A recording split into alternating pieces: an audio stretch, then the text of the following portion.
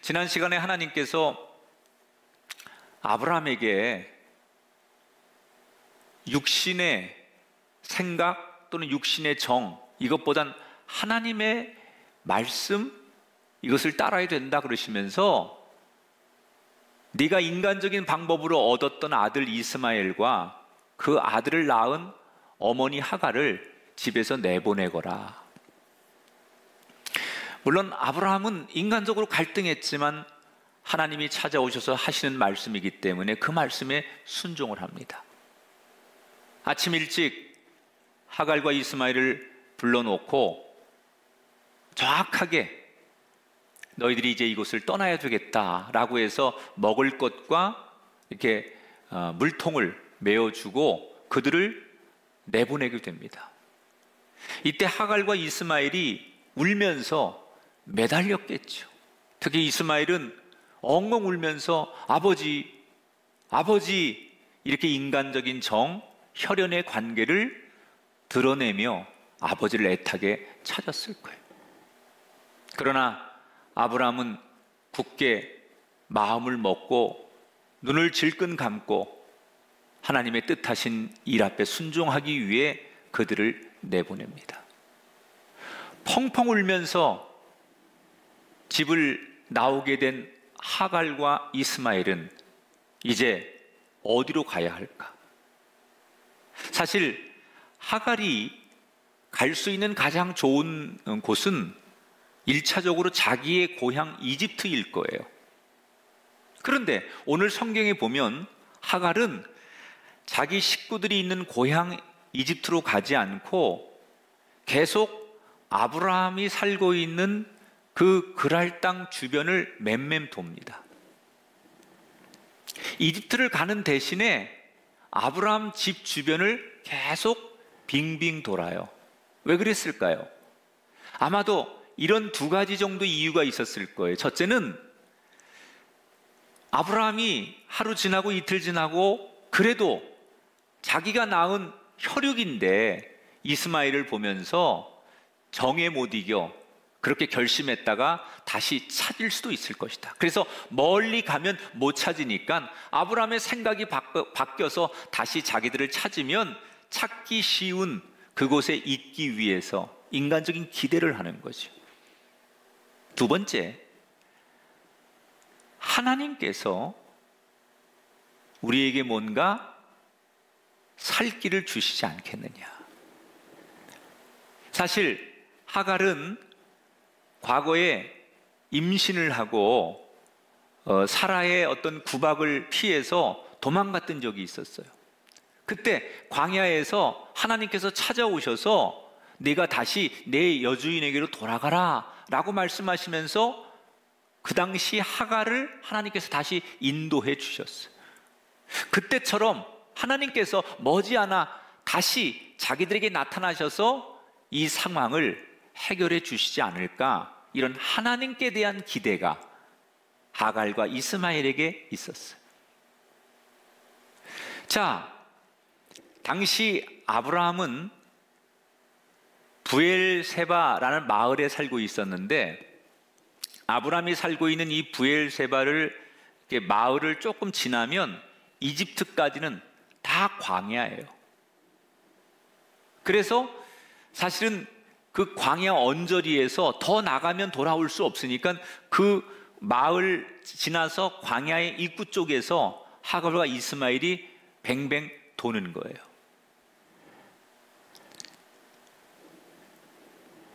하나님이 도우시든 아브라함이 다시 찾든, 그런데 기대와는 다르게 아브라함도 하나님도 이 홀로 내버려진 하갈과 이스마엘을 찾지 않아요. 그동안 가지고 나왔던 양식도 다 떨어지고 그리고 먹을 물도 다 떨어졌습니다.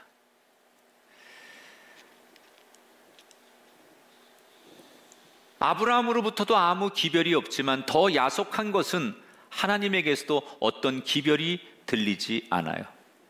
점점 상황이 악화되는 가운데 오늘 성경에 보니까 최악의 상황을 이렇게 표현하죠. 21장 15절에 보니까 그 자식을 관목 덤불 아래에 두고, 여기 두고라고 하는 이 말은요, 고대 사람들이 시신을 버릴 때 묘사하는 단어예요. 다시 말하면 하갈은 이스마엘이 거의 죽게 되어서 엄마로서 더 이상 어떻게 할 수 없는 상황을 묘사하는 거예요. 아들이 먹지 못하고 물을 마시지 못하고 그리고 분노에 지쳐서 쓰러졌는데 죽어가는 거예요. 여러분, 자식이 죽어가는데 아무것도 해줄 수 없는 어머니의 심정. 아브라함이 원망스럽고 하나님이 원망스러웠어요.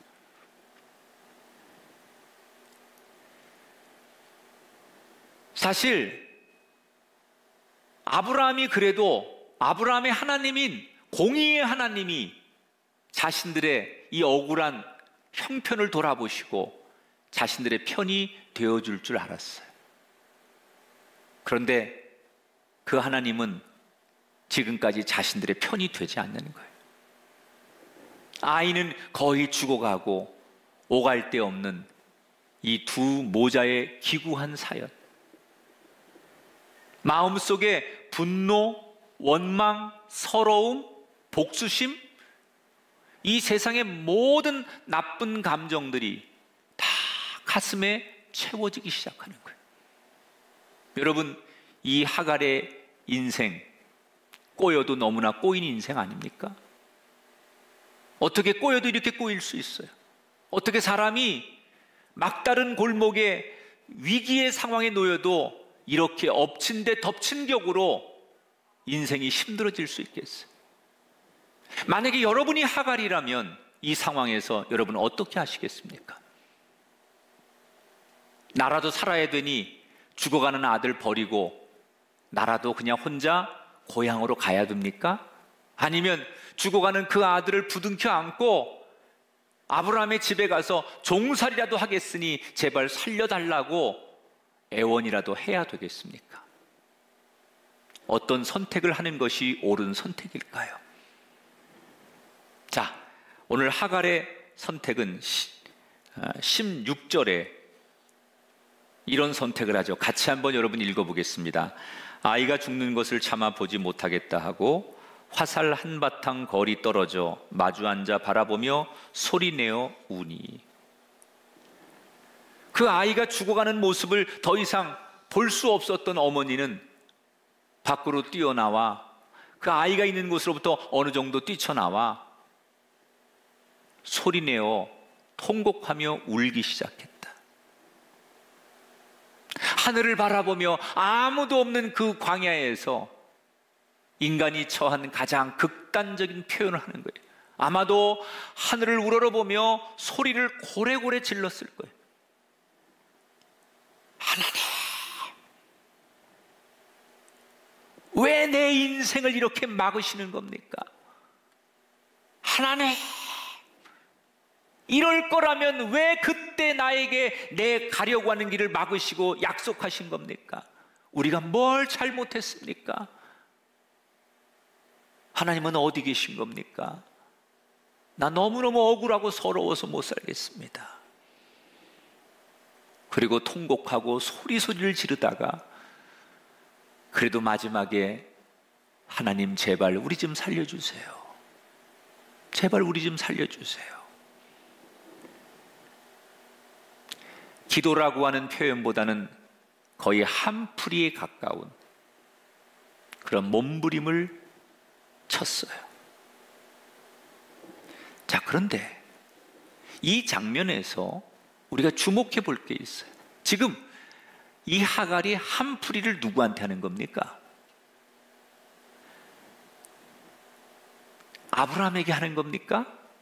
아니면 사라에게 하는 겁니까? 아니면 죽어가는 자기 아들에게 하는 겁니까? 누구에게 지금 한풀이를 하는 거예요? 하나님께 하고 있는 거예요. 하나님께. 여러분, 이게 중요한 거예요. 원망이 됐든 분노가 됐든 좌절이 됐든 간에 그 어떤 상황이든 간에 그게 어떤 동기든 간에 그 마음과 그 모든 형편을 하나님께 가지고 나가는 게 중요하다는 거예요. 물론 우리가 하나님께 나갈 때는 사랑의 마음, 섬김의 마음, 감사의 마음으로 가는 게 제일 좋지만 우리가 여러분 하나님 앞에 나올 때 그렇게 늘 할 수 있습니까? 그런 마음을 갖고 싶지만 때로는 너무나 억울하고 너무나 속상하고 너무나 기가 막히고 진짜 우리 내 마음속에 온갖 세상이 갖지 말아야 될 쓰레기 같은 감정들을 다 가지고 하나님 앞에 서야 될 때도 있잖아요. 동기가 어떻든 간에 그때 그 마음, 그 상황을 가지고 세상으로 가지 말고 하나님께 가지고 나오라는 거예요. 사실 하나님은 하갈이 하나님을 간절히 부르짖기를 원하셨던 거예요. 그래서 지금 하갈의 인생을 이렇게 꼬이게 만드시고 광야 한복판에 내버려 두시는 거예요. 인간이 해결할 수 없는 시련을 주시는 이유, 그렇게 해서라도 나에게 부르짖어라, 그렇게 해서라도 그 마음을 가지고 나를 찾고 나의 이름을 부르기를 원하셨기 때문에 하갈의 인생을 꼬이게 만드셨던 거예요. 처음에는 하나님께 부르짖기보다는 인간의 힘으로 버틴 거 아닙니까? 양식을 의지하고 아브라함을 의지하고 자기가 생각한 기대와 세상 사람들의 관심 이런 걸 의지한 거예요. 그런데 이제 버티다가 더 이상 버틸 수 없으니까 모든 걸 좌절하고 절망하면서 마지막에 누구를 찾아요? 하나님을 찾는 거예요. 오래 소리를 지르며 억울하다고 하나님 앞에 분풀이하고 있어요. 여러분, 그런데 하나님이 어떻게 하세요? 어디 누구 앞에서 소리를 지르느냐 이러지 않으시고요, 통곡하고 오래 소리를 지르는 이 하갈에게 하나님이 응답해 주세요. 17절 18절 볼까요? 하갈아, 두려워하지 말라. 하나님이 들으셨으니 일어나 아이를 일으켜 내 손으로 붙들라. 그가 큰 민족을 이루게 하리라. 그냥 하늘을 향해, 허공을 향해 내 분풀이를 한다고 생각하고 고래고래 소리를 지른다고 생각했는데 하나님은 그 통곡의 울부짖는 소리를 다 듣고 계셨던 거예요. 지금 좋은 마음으로, 감사와 찬양의 마음으로 하나님을 부르는 게 아니에요.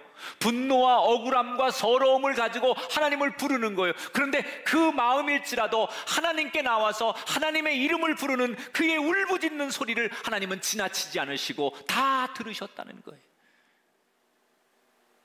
작은 신음에도 응답하시는 하나님, 아니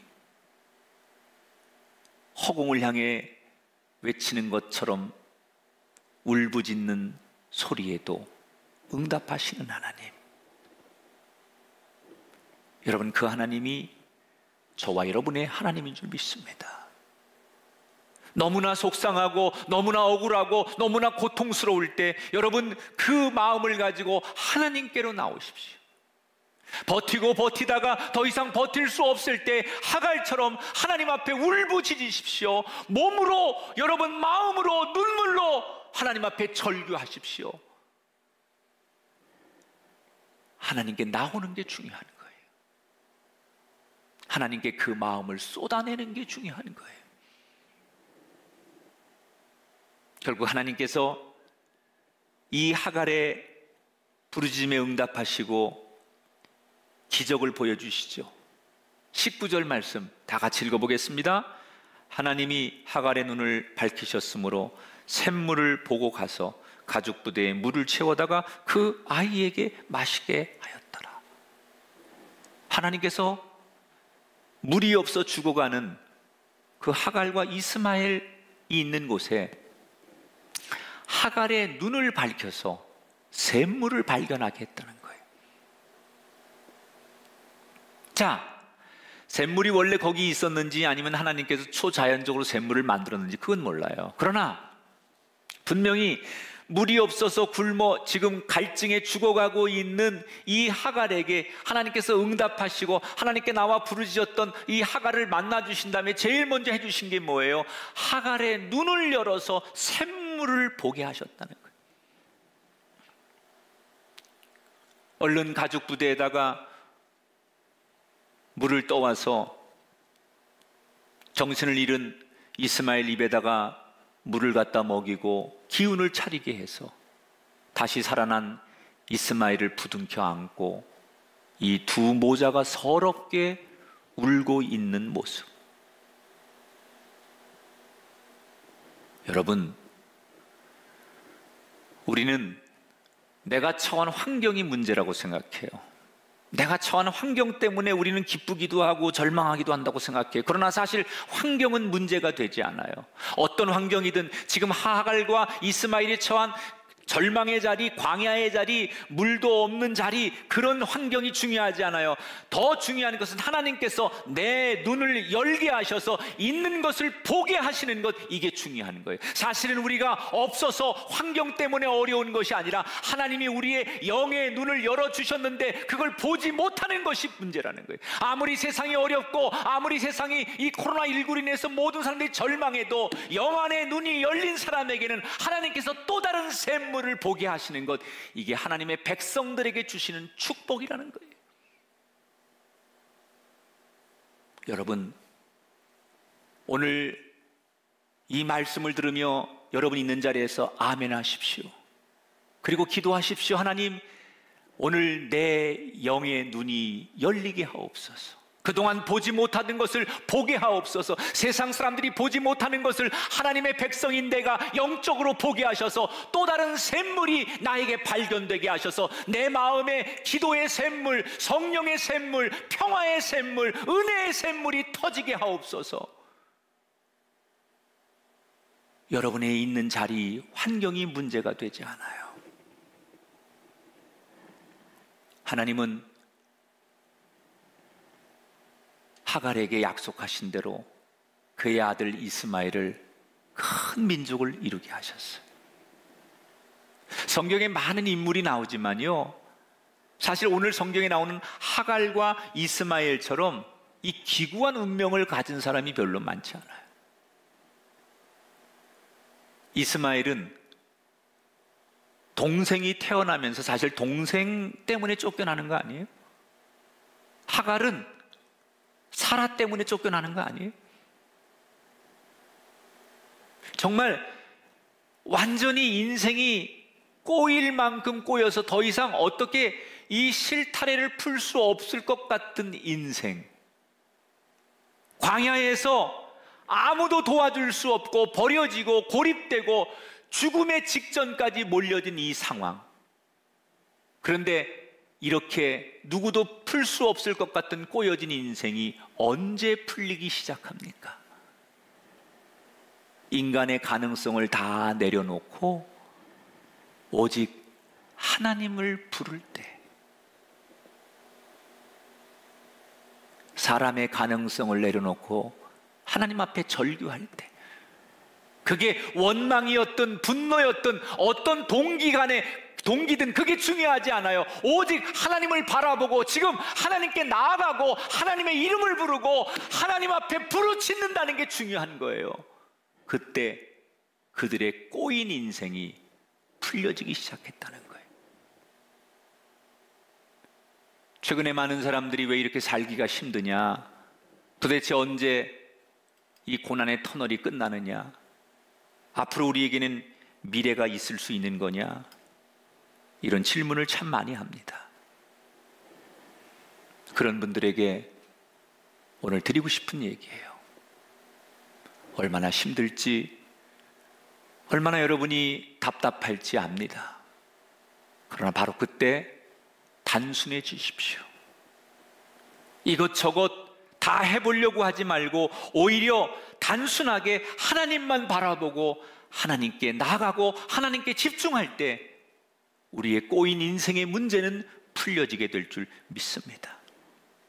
누구를 원망하거나 남과 비교하지 마십시오. 단순하게 하나님 바라보십시오. 누가 도와주겠지라고 기대하거나 끼웃거리지 마십시오. 단순하게 하나님만 의지하십시오. 그때 우리의 인생은 하갈처럼, 이스마엘처럼 다시 풀려지는 멋진 인생이 될 줄 믿습니다. 오늘 성경에 보니까 하나님은 약속하신 대로 이스마엘이 활을 잘 쏘는 호전적인 사람이 되게 하셔서 그의 자손들과 함께 큰 민족을 이루도록 하나님께서 약속한 것을 지키셨어요. 자, 이렇게 하갈과 이스마엘의 꼬여진 인생의 문제는 해결되었는데, 이 하갈과 이스마엘 이야기를 우리가 보는 동안 아브라함의 인생은 어떻게 되었을까? 자, 아브라함에게는 어떤 일이 있느냐? 지금 오늘 성경 22절 23절 같이 한번 읽어보겠습니다. 아비멜렉과 그 군대 장관 비골이 아브라함에게 말하여 이르되 내가 무슨 일을 하든지 하나님이 너와 함께 계시도다. 그런즉 너는 나와 내 아들과 내 손자에게 거짓되이 행하지 아니하기를 맹세하라. 아브라함이 살고 있던 땅, 그곳에 아비멜렉이 왕이었는데 어느 날 아브라함에게 찾아와서 먼저 동맹을 맺자고 손을 내미는 거예요. 여러분, 아비멜렉은 한 나라의 왕이고요, 아브라함은 그저 한 가문의 리더예요. 어떻게 조그만 가문의 리더와 한 나라를 다스리는 왕이 상대가 되겠습니까? 약한 사람이 강한 사람한테 가서 동맹을 맺자고 해야 되는데 강한 사람이 먼저 와가지고 아브라함에게 동맹을 맺자는 거예요. 어떻게 이런 일이 날 수 있었을까? 자, 22절을 주목하세요. 왕이 그렇게 한 이유가 있다는 거예요. 같이 읽습니다. 내가 무슨 일을 하든지 하나님이 너와 함께 계시도다. 두 가지 의미가 있는 거예요. 하나는 아비멜렉 왕이 또는 그 땅에 살고 있는 사람들이 봤을 때 아브라함이 왕 버금가는 부와 성공과 축복을 받았다는 거예요. 그러니까 왕이 제일 잘 나가는 사람인데 사람들이 볼 때는 아브라함의 그 능력이 왕 못지않게 대단히 뭐든지 형통하면서 무시 못할 사람이 되었다는 거예요. 그런데 그 다음에 중요한 게 또 하나 있어요. 보통 사람이 잘 되면 자기를 자랑하고 자기를 드러내고 싶어 하잖아요. 그런데 아브라함은 자기가 이렇게 잘 될 때마다 사람들에게 뭐라고 얘기하느냐? 어떻게 당신이 이렇게 성공할 수 있습니까? 물어보면 말끝마다 하나님을 자랑하는 거예요. 하나님께서 도와주시고 하나님께서 내 곁에 함께 계시고 하나님이 내 등 뒤에 나를 보호하시기 때문에 내가 잘 된 거다. 나는 잘한 것 없고 그저 하나님께서 모든 것을 도와주셔서 내가 이렇게 되었습니다 라고 그냥 신앙 고백을 하는 거예요. 그래서 모든 사람들이 아브라함 뒤에는 하나님이 계시고 아브라함은 늘 하나님과 동행하는 하나님의 사람이다라는 것을 많은 사람들이 인식하고 있었다는 거예요. 바로 그거예요. 세상이 잘 될 때 세상에서는 뭐라고 가르치느냐? 그때 자기를 드러내라고 말해요. 자기의 업적과 자기의 명예와 자기 존재감을 드러내는 사람이 세상에선 처세술로 말하면 성공하는 사람이에요. 그러나 믿음의 사람은 달라야 돼요. 잘 될 때 나를 드러내는 것이 아니라 나와 함께 하신 하나님을 드러내는 거예요. 오히려 내가 성공하고 내가 높아질 때 나는 낮아지고 나를 높이시는 진짜 하나님을 드러내는 사람, 그게 세상 사람과 다른 믿음의 사람의 삶의 태도이어야 한다는 거예요.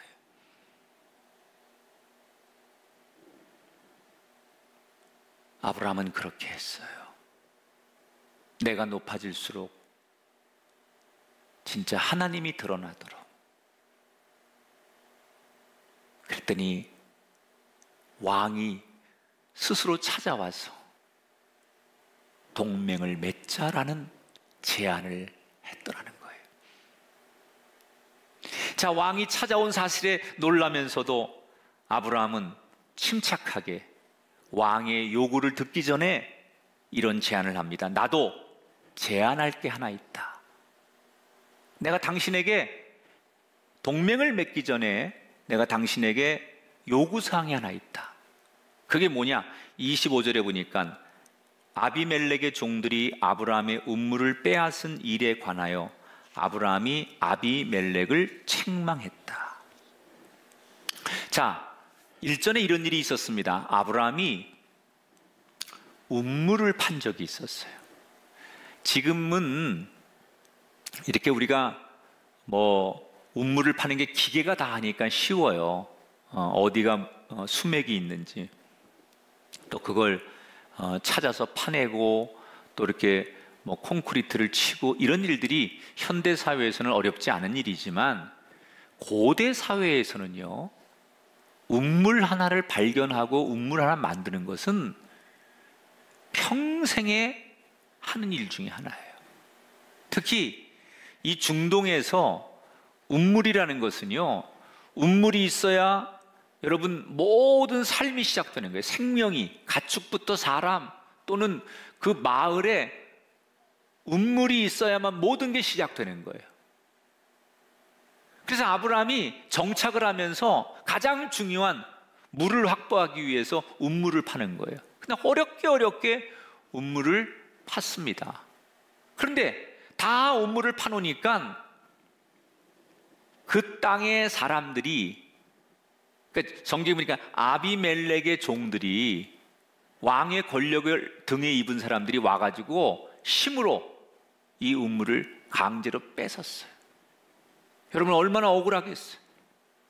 평생을 바쳐서 정말 모든 걸 다 바쳐서 음물을 확보했는데 힘센 사람들이 와서 이걸 뺏은 거예요. 그러니까 이때 분노한 아브라함의 종들과 식구들이 너무나 억울하니까 아브라함에게 싸웁시다.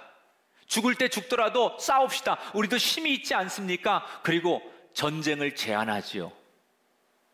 이때 아브라함이 억울하고 속상했지만 싸우자고 제안하는 자기의 종들과 식구들을 자제시킵니다. 그러면서 뭐라고 말하느냐? 하나님의 때를 기다리자. 잠잠히 하나님이 하실 때까지 기다리자. 사실 이 말 속에는 아브라함은 나름대로 확신이 있었던 거예요.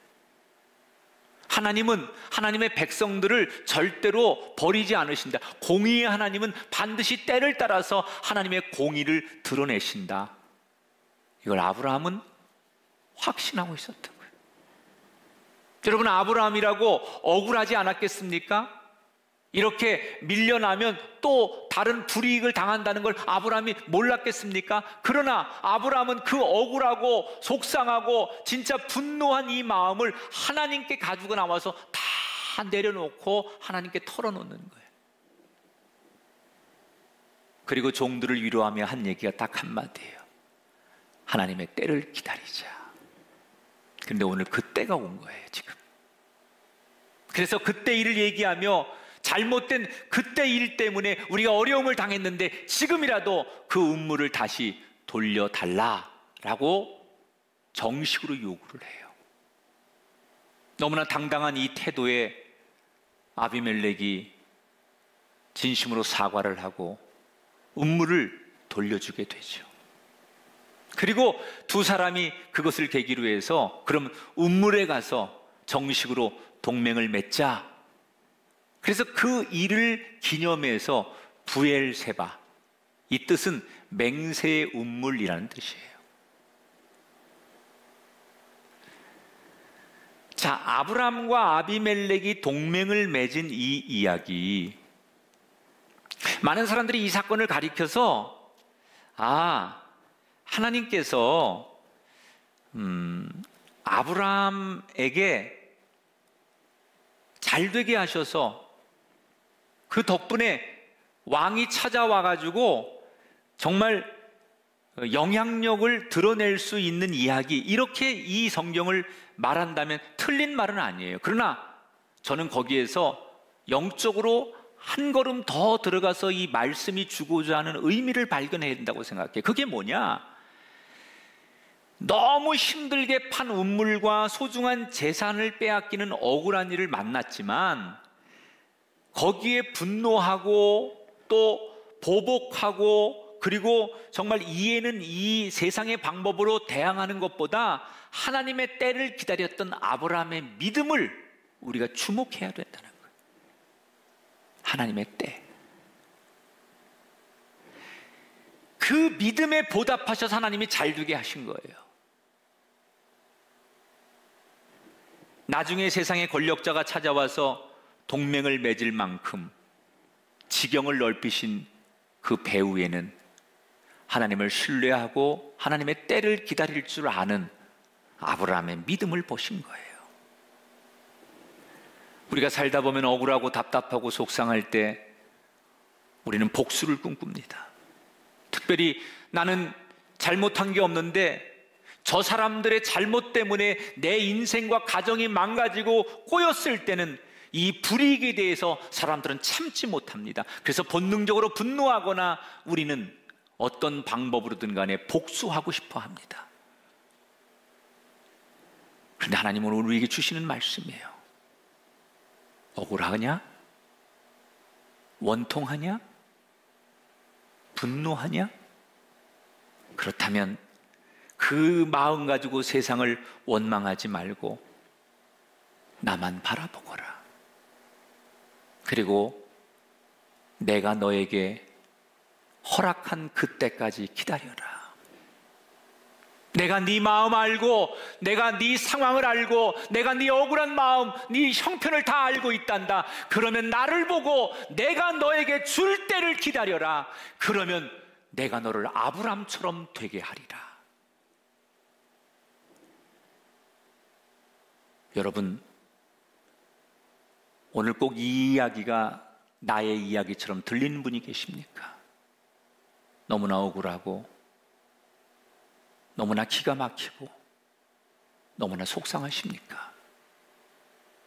그 억울함과 속상함에 지배당하지 마시고 눈을 들어 하나님을 보십시오. 그리고 조용히 하나님의 때를 기다리십시오. 밤이 지나야 아침이 오는 거예요. 그 어두운 밤이 지나고 하나님의 때를 따라 아침을 주시는 것을 기다려야 돼요.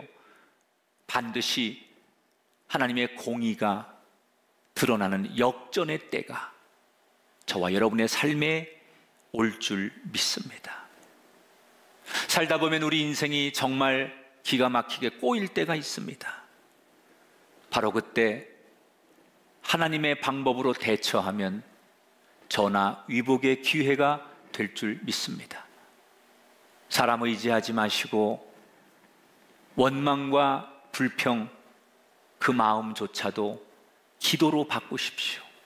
하나님께 나가 몸으로 또는 여러분 마음으로 삶으로 몸부림치고 울부짖으십시오. 하나님이 그 마음 그대로 하나님 앞에 나온 여러분을 받아주실 줄 믿습니다. 분노하느라고 내가 내 스케줄을 만들고 내가 내 시간표를 만들어서 이렇게 살겠다고 이렇게 복수하겠다고 생각하지 마시고 하나님의 때, 하나님의 스케줄, 하나님의 타임 테이블에 나를 맞추십시오. 그래야 역전의 기회가 옵니다. 단순해지십시오. 오직 여호와 하나님만 바라보리라. 이 단순함으로 꼬일 대로 꼬여버린 우리의 삶의 현실, 여러분의 가정, 여러분의 인생, 그것이 역전되고 풀어지는 은혜가 우리의 삶 가운데 오늘 이 말씀 앞에 아멘하는 모든 성도들에게 은총의 축복이 함께하기를 주님의 이름으로 축원합니다.